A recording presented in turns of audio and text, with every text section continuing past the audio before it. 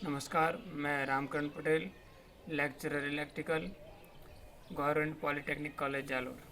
हम पढ़ रहे हैं डीसी मोटर की स्पीड कंट्रोल करना। हमने लास्ट वीडियो में देखा था वार्ड लियोनार्ड मेथड में बिलो रेटेड मतलब बेस स्पीड से लेकर मैक्सिमम स्पीड तक स्पीड कैसे कंट्रोल की जा सकती है। आज उसका हम दूसरा मेथड देखेंगे। देखिए, ये जो जनरेटर है MG सेट, ये लगाया गया है मोटर की स्पीड कंट्रोल करने के लिए। तो इसके जनरेटर के फील्ड को कंट्रोल करके हम स्पीड को कैसे कंट्रोल कर सकते हैं वो देखेंगे। देखिए, आज हम स्पीड कंट्रोल करना सीखेंगे by generator field control method.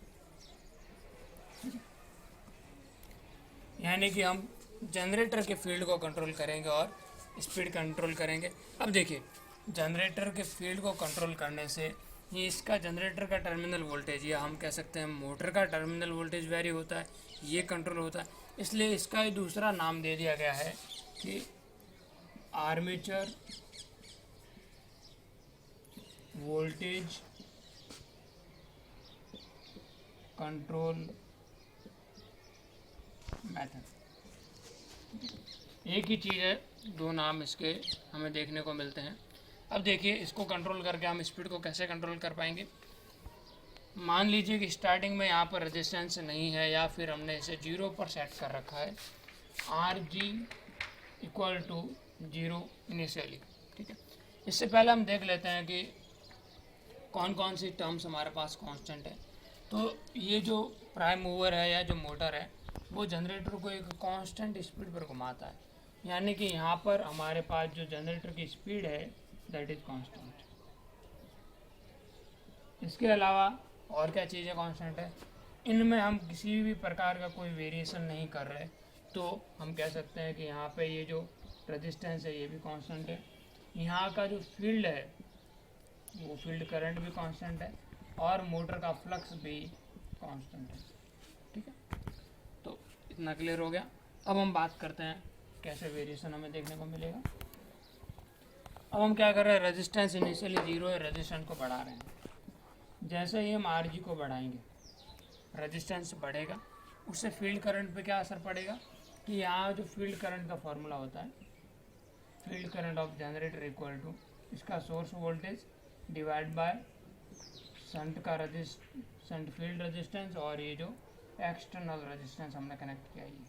अब देखिए, जैसे ही ये रेजिस्टेंस बढ़ेगा फील्ड करंट कम हो जाएगा। ठीक है, रेजिस्टेंस के बढ़ने में फील्ड करंट कम हो जाएगा।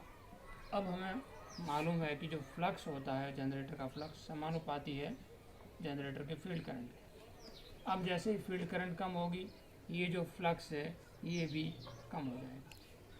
ठीक है, अब हम जनरेटेड EMF की अगर बात करें, जो जनरेटेड EMF EG = जनरेटर की स्पीड और जनरेटर का फ्लक्स। जनरेटर की स्पीड कांस्टेंट होती है, फ्लक्स कम हो रहा है। फ्लक्स के कम होने से क्या होगा कि जनरेटर का जो EMF है वो भी कम हो जाएगा।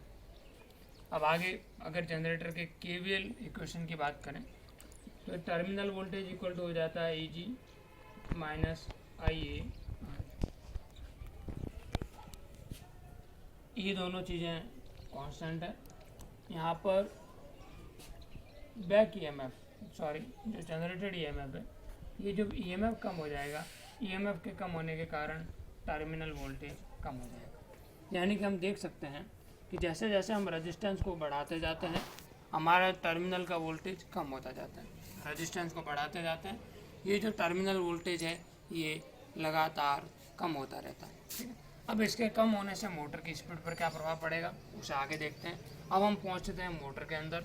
हम देखेंगे मोटर के सर्किट में अगर KVL लगाएं तो हो जाता है back EMF = VT - IA। IA depend करती है लोड पर, लोड में कोई वेरिएशन नहीं है तो लोड करंट में भी कोई वेरिएशन नहीं होगा, ये भी कांस्टेंट है, ये भी कांस्टेंट है। जैसे ही टर्मिनल वोल्टेज कम हो रहा है, हमारा बैक EMF भी नो डाउट कम होगा। बैक EMF के कम होने से क्या होगा, जो मोटर की स्पीड है, मोटर की स्पीड समानुपाती होती है बैक ईएमएफ के, और व्युत्क्रमानुपाती होती है फ्लक्स के, मोटर के फ्लक्स। देखिए हमने इसमें कोई छेड़छाड़ नहीं की, ये हमारा कांस्टेंट है। तो अब जैसे ही बैक ईएमएफ कम होगा हमारी मोटर की स्पीड भी कम होती जाएगी। तो हम यहाँ पर देख सकते हैं कि इसको रेजिस्टेंस को बढ़ाने से टर्मिनल वोल्टेज कम हो रहा है, टर्मिनल वोल्टेज के कम होने से मोटर की स्पीड भी कम हो रही है। यानी कि इस प्रकार इसमें वेरिएशन करके हम मोटर की स्पीड को कम कर सकते हैं। तो ये जो मेथड है, ये मेथड स्पीड कंट्रोल करने का उस हद तक है कि हम रेटेड स्पीड से नीचे तक स्पीड को हम कंट्रोल कर सकते हैं। यानी कि मिनिमम स्पीड से लेकर रेटेड स्पीड तक, यानी बेस स्पीड तक स्पीड को कंट्रोल कर सकते हैं। इस मेथड के द्वारा हम स्पीड को बढ़ा नहीं सकते, बेस स्पीड से अधिक नहीं कर सकते। अब अगर हम यहाँ पे टॉर्क की बात करें तो देखिए टॉर्क क्या होता है, समानुपाती होता है करंट और फ्लक्स के। यहाँ मोटर का फ्लक्स भी कांस्टेंट है और यहाँ पे लोड करंट भी कांस्टेंट है, इसलिए हमें जो टॉर्क प्राप्त होता है वो भी कांस्टेंट टॉर्क यहाँ पर हमें देखने को मिलता है। ठीक है। अगर आउटपुट पावर की बात करें तो आउटपुट पावर होता है हमारा टॉर्क इंटू ओमेगा। ओमेगा क्या है, हमारी स्पीड है। तो यहाँ पर स्पीड कम हो रही है इसलिए आउटपुट पावर कम हो रहा है, या हम कह सकते हैं कि स्पीड वेरिएबल है, that's why power is also variable. तो हमें जो यहाँ पर इस मेथड के द्वारा जो ड्राइव मिलती है वो कांस्टेंट टॉर्क और वेरिएबल पावर डीसी ड्राइव हमें देखने को मिलती है। ठीक है। अब इसके बाद में हम इसकी कैरेक्टरिस्टिक की बात करें, दोनों मेथड की हम कैरेक्टरिस्टिक ड्रॉ करेंगे तो वो कैसी बनेगी उसे देखते हैं थोड़ा।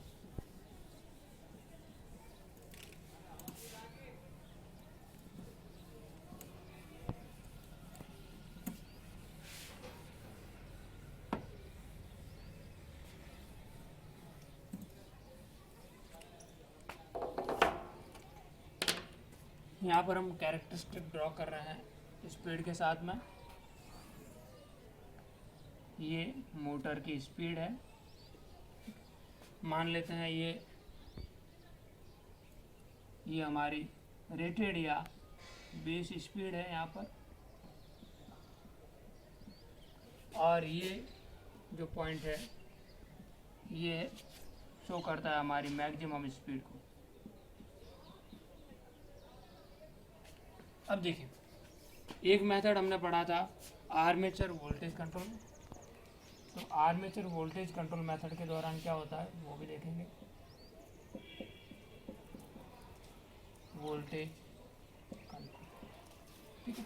आर्मेचर वोल्टेज कंट्रोल में हमने देखा कि ये जो मेथड है ये काम आता है बेस स्पीड से लेकर मिनिमम स्पीड तक स्पीड वेरिएशन में काम आता है।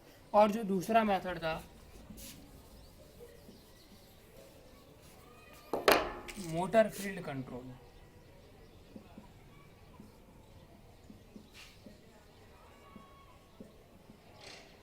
ये जो मेथड काम आएगा ये बेस स्पीड से लेकर मैक्सिमम स्पीड तक स्पीड कंट्रोल करने के काम आता है। अब देखिए जो हम आर्मेचर वोल्टेज कंट्रोल मेथड है इसमें टॉर्क हमारा कांस्टेंट था, टॉर्क में कोई वेरिएशन नहीं था, यानी कि यहाँ पर हमें टॉर्क एकदम कांस्टेंट मिलेगा। लेकिन इसमें टॉर्क हमारा वेरी करेगा। अगर पावर की बात करें तो इस मेथड में पावर हमारा वेरिएबल है बट एक लीनियर वेरिएशन देखने को मिलता है। जैसे कि आउटपुट पावर बराबर होता है टॉर्क इंटू ओमेगा। ठीक। अब यहाँ पर देखिए ये है स्पीड है, ये स्पीड है। तो अगर हम यहाँ पर देखते हैं तो पावर टॉर्क चूँकि कांस्टेंट रहता है इस मेथड में, तो पावर और स्पीड के अंदर एक लीनियर इक्वेशन बनती है, एक लीनियर रिलेशन हमें देखने को मिलता है। तो जो पावर होगा एक लीनियरली इंक्रीज होता जाएगा जैसे जैसे स्पीड इंक्रीज होगी। और जो दूसरा मेथड है मोटर फील्ड कंट्रोल मेथड, उसमें हमारा जो पावर है वो कांस्टेंट रहता है। तो ये है टॉर्क, ये टॉर्क है और ये आउटपुट पावर। इस प्रकार का कर्व हमें यहाँ पर देखने को मिलता है। इसके बाद में हम बात करेंगे इसके एडवांटेज और डिसएडवांटेज की। तो पहले ही स्टार्टिंग में मैं आपको बता चुका हूँ कि इसमें बहुत सारे एडवांटेज है। इसमें अगर स्पीड रेंज की बात करें तो ये जो मेथड है जिसमें कि स्पीड हमारी कम होती है, यहाँ पर हमें स्पीड रेंज देखने को मिलती है 10:1। यानी कि मान लो कि किसी मोटर की स्पीड है 3000, तो 300 से लेकर 3000 तक की स्पीड को यहाँ पर कंट्रोल किया जा सकता है। यहाँ पर जो स्पीड रेंज हमें देखने को मिलती है वो होती है 4:1। यानी कि अगर स्पीड 3000 है तो 3000 से 12000 तक की स्पीड को कंट्रोल किया जा सकता है। तो इस प्रकार वार्ड लियोनार्ड मेथड में अगर दोनों को हम कंबाइनली देखें तो हमें 40:1 की स्पीड कंट्रोल देखने को मिलती है, जो कि बहुत ही ज़्यादा स्पीड यानी बहुत ही ज़्यादा वाइड रेंज है और बहुत ही स्मूथ। ये दूसरा इसका एडवांटेज है कि स्मूथ कंट्रोल यहाँ देखने को मिलता है। आप हर एक पॉइंट पर स्पीड को कंट्रोल कर सकते हैं, ऐसा नहीं कि 300 से डायरेक्ट 600 या 900। आप स्मूथली स्पीड को वेरी कर सकते हैं, स्मूथली रेजिस्टेंस को वेरी करके। उसके बाद में स्पीड रेगुलेशन है वो भी बहुत ही अच्छा देखने को मिलता है। यानी कि अगर हम रेजिस्टेंस को वेरी नहीं कर रहे हैं, जो स्पीड कंट्रोलिंग इक्विपमेंट है उसको हम छेड़छाड़ नहीं कर रहे हैं, तो नो लोड से लेकर फुल लोड तक बहुत ही कम स्पीड में कमी देखने को मिलती है। तो स्पीड रेगुलेशन भी यहाँ पर काफ़ी अच्छा है। और अगर लॉसेस की बात करें तो जो मेन सर्किट है आर्मेचर सर्किट में हमने कोई भी एक्सटर्नल रेजिस्टेंस कनेक्ट नहीं किया, इसलिए लॉसेस बहुत कम, एफिशिएंसी बहुत ही अच्छी होती है। एक जो कमी बाकी मेथड में देखने को मिलती थी कि जैसे ही हम स्पीड को कम करते थे, लो स्पीड पर पावर वेस्टेज बढ़ जाता था, एफिशिएंसी कम हो जाती थी। तो इस मेथड में लो स्पीड पर भी बाकी वाले मेथड की तुलना में अच्छी एफिशिएंसी हमें प्राप्त होती है। इसके अलावा और भी इसके एडवांटेज है, जैसे कि हम मोटर की स्पीड कंट्रोल करने के साथ साथ उसकी डायरेक्शन भी चेंज कर सकते हैं। यानी कि आप क्लॉकवाइज एंटी क्लॉकवाइज दोनों ही डायरेक्शन में मोटर की स्पीड को सेम तरीके से सेम स्पीड रेंज के साथ में कंट्रोल कर सकते हैं। ठीक है, अगर हम इनके डिसएडवांटेज की बात करें, क्योंकि एडवांटेज है तो हर एक चीज़ के एडवांटेज डिसएडवांटेज दोनों होते हैं। डिसएडवांटेज इसमें यह है कि हम चाहते हैं एक मोटर की स्पीड कंट्रोल करना, लेकिन उसके लिए हमें एक जनरेटर और एक अलग से एसी मोटर लगानी पड़ रही है, और दोनों का जो पावर कंजम्पशन भी यहाँ पर है। तो एक स्पीड कंट्रोल करने के लिए हमें बहुत सारा सेटअप लगाना पड़ रहा है और उनकी कॉस्ट बहुत ही ज़्यादा है, तो बहुत ज़्यादा कॉस्टली मेथड है ये। इसके बाद में चूँकि आपको जनरेटर के लिए एक बेस चाहिएगा, मोटर के लिए एक बेस चाहिएगा, तो एमजी सेट लगा रहे हो आप, तो आपको एक काफ़ी बड़ा स्पेस और स्पेस की ज़रूरत रहेगी। इसके साथ में ये मेथड काफ़ी नॉइसी है, क्योंकि केवल एक मोटर की स्पीड कंट्रोल करने के लिए आपको 3-3 मशीनें चलानी पड़ रही है, तो नो डाउट उनकी आवाज़ तो होगी। तो काफ़ी नॉइसी मेथड भी है और कॉस्टली है।